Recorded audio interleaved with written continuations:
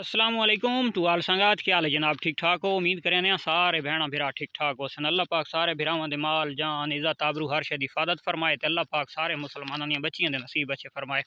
अच्छा जी, साढ़े एक दोस्त दा अज मैसेज आई कमेंट्स दे विच कि भाई गुआरे दा बीज कितना काश्त करना चाहिए तो उन्होंने वास्ते खास कर वीडियो है क्योंकि जड़ा बरयान दे विच गुआरे दा फसल है तो उस दे विच बीज पावना चाहिए 10 तो 12 किलो। 10 किलो भी बहुत ढेगे बीज बरयान वास्ते। वत तो जड़ा मेरा ज़मीन यानी कि जी पिलावी पक्की ज़मीन यानी जिथे पानी चढ़ता हो तो उस रकबे के कितना बीज पावना चाहिए तो उस मैं मैसेज का जवाब भाई ने रिप्लाई किया है भाई 15 किलो तो चाह के 17-20 किलो तक लोग काश्त करेंदे रहंदे। तो भाई और रिप्लाई किया कि भाई इसका क्यों ज़्यादा पाया वैंदा है। जोड़ा बरयान होंदा है तो वह बरयान सिर्फ जोड़ा पकावन वास्ते लोग काश्त करेंदे, वो जानवरों नहीं खिलवाते। वो पका के ते उस तो बाद वो थ्रेशर लैंदे यानी कि मिस्सा बनाते। अच्छा तो वो बूटा ज़्यादा मरेंदा होंदा है। ठीक हो गया। जोड़ा पक्की ज़मीन का फसल होंदा है तो वह कद ज़्यादा करेंदा होंदा है, हाइट ज़्यादा करेंदा होंदा है, वो बूटा कम मरेंदा होंदा है। इस वजह तो इस दे विच बीज ज़्यादा पाया वैंदा है।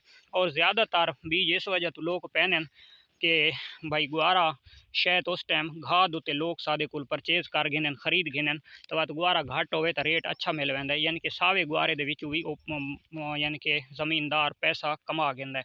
उस तो इलावा अगर फार्मर आप खवेंदा अपने जानवरों तो घाटा हो सी, थोड़ी जी झाक पेसी तो उसका यानी कि जानवरों का चारा पूरा थी वैसी। इस वजह तो मेरा ज़मीन दे विच बीज ज़्यादा काश्त किया वैंदा है।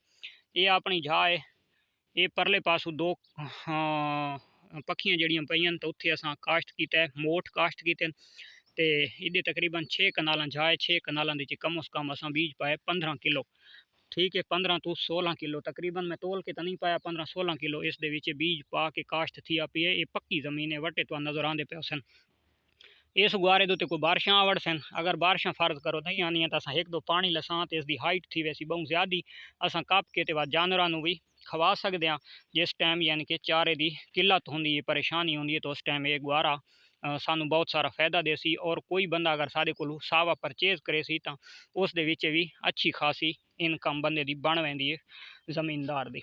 अच्छा, उस तो बाद औसत वाले पासे जी औसत होंगी है तो गुआरे की नॉर्मल औसत होंगी है, गुआरे की ज़्यादा औसत नहीं होंगी। साढ़े कोलों बहुत चंगा गुआरा बरयान दे विच अगर थी वने तो 2 तो 3 बोरियां 4 बोरियां 3 बोरियां तकरीबन तक ज़्यादा थींदा है 1 एकड़ दे विच पर एकड़। लेकिन इस तो भी कम थींदा, ज़्यादा नहीं थींदा क्योंकि गुआरे की औसत नॉर्मल होंगी है। लेकिन गुआरे का जोड़ा मिस्सा होंदा है तो वो जी कसर रांदी खांदी होंदी है तो वह कढ़ वैंदा है क्योंकि गुआरे की एक बोरी का जोड़ा मिस्सा होंदा है कम तो कम 5 तो 6 हज़ार रुपए का सेल थींदा है एक बोरी का मिस्सा।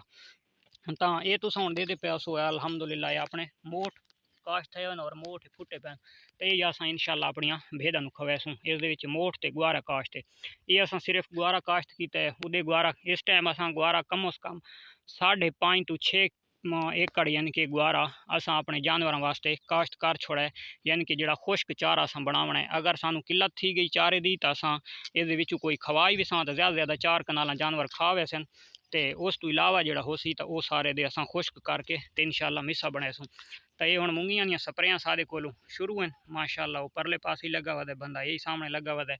तो ये हुण मूंगियां दे ये बारिश आवन नाल मूंगियां दे विच कुजा भी बहुत थी गई, खालां दे दे गिनो तो फल भी माशाल्लाह इस साल मूंगियां नूं अच्छा है।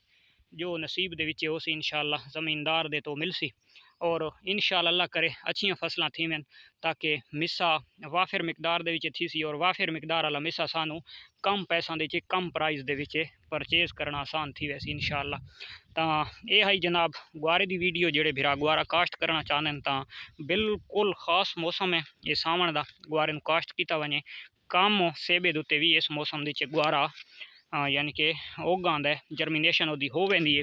तो इस तो अगे पिछे जो गुआरा होंदा है तो उस सेब अच्छा होना चाहिए क्योंकि गुआरे की जर्मीनेशन जी मुतासिर थी है क्योंकि ज़्यादातर वत्तर उत्ते काश्त किया वैंदा गुआरा।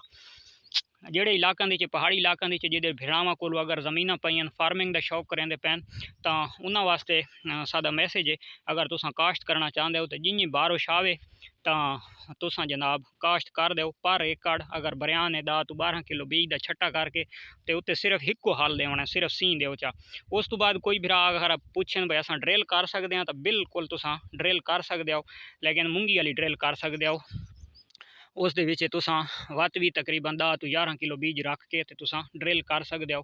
नाली दे उत्ते भी तुसां गुआरा काश्त कर सकते हो और उस दे विच भी ज़बरदस्त इसकी जर्मीनेशन ही बहुत अच्छी होंदी है, सोका भी कम करेंदा है और उस तो इलावा गुआरे की जिहड़ी औसत होंदी नॉर्मल वो भी अच्छी आवड़दी है। मेन मकसद असल होंदा है खुश्क चारा ड्राई मैटर फार्मिंग दे विच जिहड़ा सर्दियां दे विच तुसां अपना बना सकते हो। तो मिलदे हैं इंशाल्लाह नेक्स्ट वीडियो, तब तक दे सो इजाज़त, अल्लाह हाफिज़।